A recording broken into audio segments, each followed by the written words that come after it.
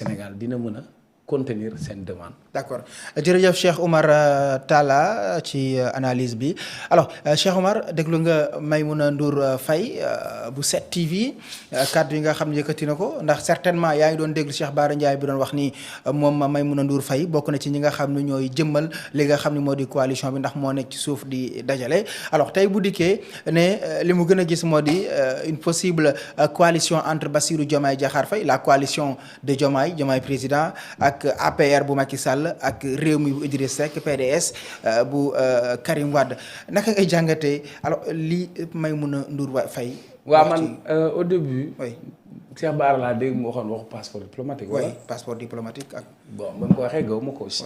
entre nous. oui. ma xëy gis passeport bi wëndeelu ci réseaux sociaux yi. oui ba tey man. j'ai un problème je me suis dit qu'est-ce que Maïmouna Ndour Faye a fait. pour mériter un passeport pour diplomatique ñu jox ko passeport diplomatique. ci xam nga le passeport diplomatique. mën nañ ko jox homme d'affaires. oui.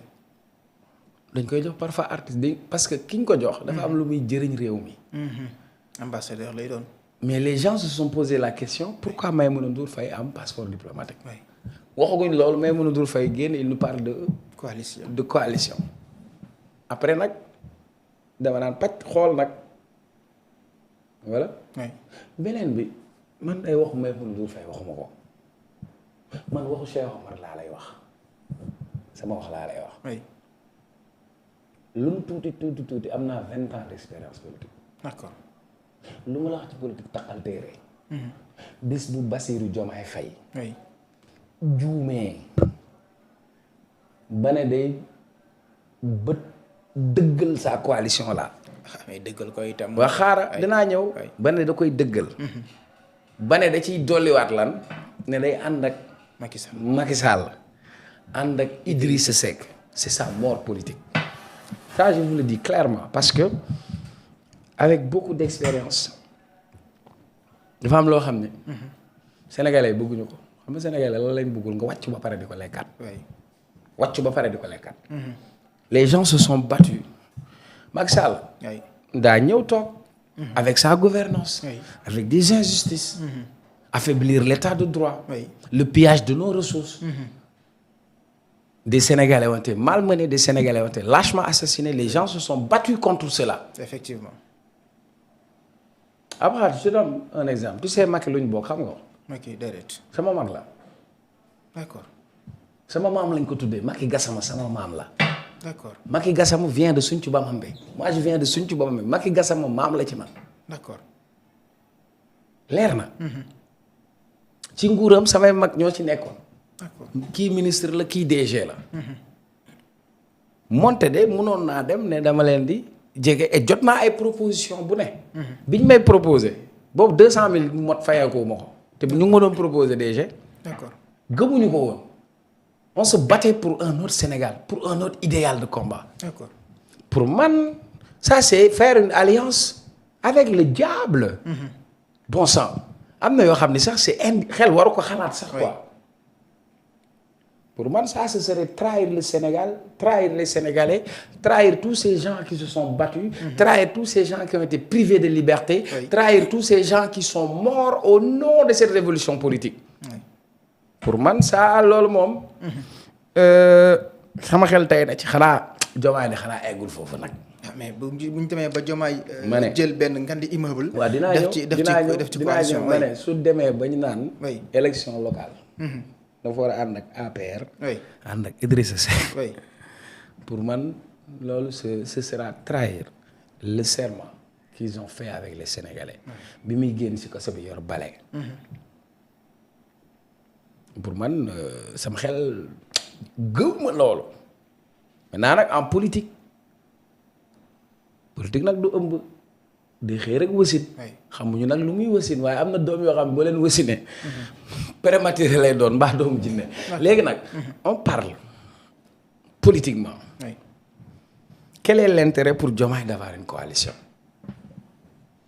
Parce que jusque-là il y a des actes qui ont été posés et moi je trouve que acte moo gën a expressif sax ay kàddu. pour man nit mën nga juum ci sa approche nga bañ a rëy xam ni yoon bi nga jël nii du dem. oui. parce que diggante bi koo xam ni foo demoon ñu ne la applaudissé. oui. boo ñëwetee dootoo gis mbooloo. oui. ñi la bëggoon démb di jël say nataal di ko xotti ba kaso di leen ci fekk. war nga xam yow lan mooy sa ndëgër laay. war nga xam fi nga jógee. te ku bàyyi li la fal folleeku su ma yaay daf ma doon wax sama premier poste bi ma amoon sama yaay daf ma woo bu ma ñëw mu ne ma ku bàyyi jubbu bi la fal di nga folleeku jubbu bi la fal saa yoo xëyee dee ko diw muy nooy.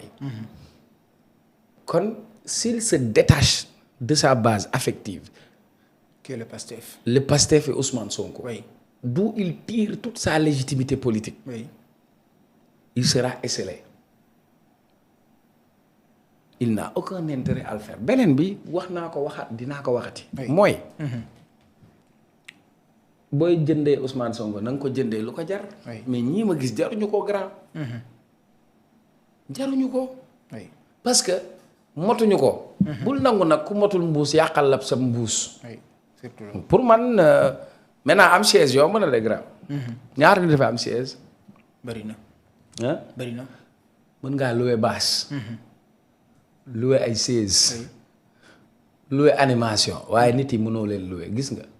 Ousmane Sonko su xëyoon créé beneen parti tuddee ko pastel xam nga pastel. pastel oui. mu fees dell parce que problème bi du ay parti. du ay structure. ici c'est un homme et son peuple. un homme et ses militants. un homme avec ses sympathisants. ils ont un contrat moral. et je vais vous dire. ku juum ba dem élection locale. jàkkaarloo Ousmane Sonko. mu samp dispositif am teg ay nitam te Sonko du nga akade grand. acte yi mu posé da ko calculer. c'est de la stratégie il fait le 8. coow li bëri mu ñëw ne dafay defaraat Pastef. 1 million de militants yooyu maîtriser une cartographie électorale. gox bu ne nga samp teg. tibb root waajal teg. parce que kuy waajal xare da ngay nàmm sa ngànnaay. Sonko si siège boobu la nekk maintenant nag man je crois que là dès l'instant qu'on continue à poser des actes parce que bu fekkoon jomaay bi coow li ne kur la jël lépp teg ko ci suuf. ne mi jërëjëf bàjjan demal nga toog. mais mi ngi continuer mu ngi def ay siège beneen bi xel ñaaw na li Bécaye Mbaye di wax. naan sama xel ñaaw na. parce que bu ñu jëlee koo xam ni mooy maire Rosso. nekkoon APR. Amadou Ba nekk candidat am ci élection présidentielle. mu toog ci plateau yi di la xas yow sa jëmm bopp. naan bi ngeen nekkee ENAM. gëmoo sax tarixa yi. tey moom nga yabal pour mu dem ci ëttu tarixa.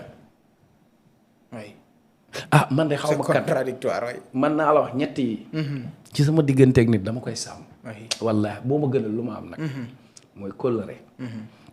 mooy reconnaissance ak gratitude. kóllëre reconnaissance ak gratitude. ñett yooyu nag ki koy am. mooy ki téye ngoram. te àdduna lépp ci nettali lay mujj. te na nga fexe looy jëf ak looy jëflanteeg nit ñi. da nga bàyyi nettali bi.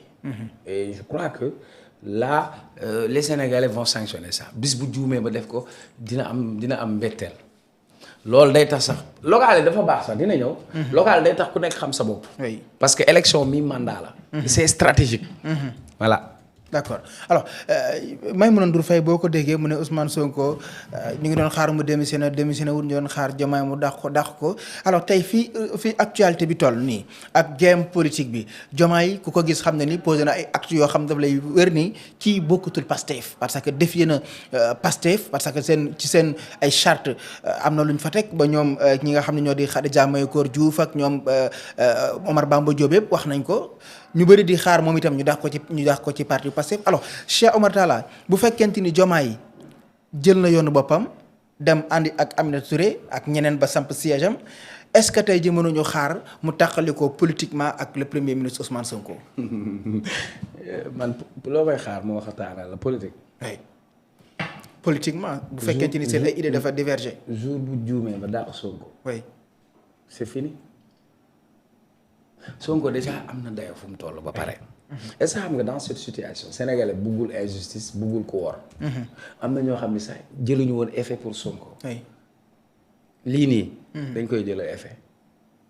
neel beneen bi. politiquement su juumee ba wàccee Ousmane Sonko. politiquement Sonko da ciy gën a renforcer wu. d'accord. et loolu ce serait l'erreur fatale. man su ma doon Sonko la mu waxoon laa jàpp. oui puusuma. paasuma su demee ba jàpp ni doyatuma ko na ma wàccee. xam nga ki la wax loolu. kooku pare na. oui neel beneen bi bul fàtte ne Ousmane Sonko assemblée nationale député yi fa nekk majorité bi moo ko téye. parce que moom moo defar liste bi. xool ñi ko day mu dugal leen. maîtriser loolu. ensuite il avait suspendu son mandat. il n'a pas démissionné. ça veut dire que soo ko wàccee midi. midi une minute mu nga assemblée. d'accord. comment tu penses gouverner avec une assemblée que tu ne maîtrises pas. neel benn. te su defoon loolu. su waroon Sonko da ciy victimiser wu gis nga de indi naa ko ba ci nguur. xeex naa. joxoñ leen ko. mu ñëw wàcc yoon ma bëgg ko delloo si yoon. mu génnee ma. c'est extraordinaire boobaa laay doon ko defee kon su boobaa. 2029 du taxaw. yow de xamoo sax li lay wax. bu mu ju mukk si àdduna ba ne dafa wàcce Sonko. surtout dans ce contexte. tu verras un président impopulaire. xanaa ba tey Sonko mu ngi koy jéem a xëcc. di ci rafetal. di temporiser mais vous imaginez Sonko amoon beneen discours. ah oui. c'est compliqué pour le premier ministre. wax naa la ko de ba pare nag. certainement wane na ko sax ci tournée économique bi. déggoo kenn wax ci tournée bi dem na waaye amul xorom. xorom si Sonko la. am xaat yàlla moom dama lay waxtaan. tey dañuy waxtaan en toute sincérité. est-ce que tu sais que man miinu ma Sonko xaw ma Sonko. yaakaar naa ñaari yoon lañ daje nuyoon de. à part ça on a par rapport. Diomaye laa gënoon a xam. parce que si dans le cadre de mon travail suñu soxla woon invité j'avais son contact parfois mu tooñ ma sax diggante séeréer ak tukulóor parfois ma sol benn tubéy mun ma Cheikh Omar sa tubéy bi rëy na. parfois ñu waxtaan mus na nit dem ci plateau benn waaye ne imam la di wax ci turu Pastef ma envoyé ko message ne ko kii ndax yéen a ko yebal mu ne ma yebaluñ ko. xam naa ni am na taxawaay bu mot sëkk maintenant li ma leen waxoon ci njëlbeen am na situation fu muy toll. wut ay nitu puso ñu ñëw diggante bi defar moo gën ñu wut ay layset. parce que les positions tranchées. moo ci baaxul parce que sénégalais aussi dafa am lu ñuy xaar ci ñoom quoi. tool lu muy bëri sénégalais ba tey dañu fonk dañu jàpp ni Diomaye warul réeroo ak Ousmane Sonko. et man pour man loolu la war a def quoi man si j'étais à sa place c'est ce que j'allais faire parce que Abou Khadre sama diggante yow am na fu muy toll. du ma nang kenn du ci dugg. te lépp lu nar a yàq sama diggante. ma wekk ko ba mu set teg ko fële. d'accord jërëjëf Cheikh Omar.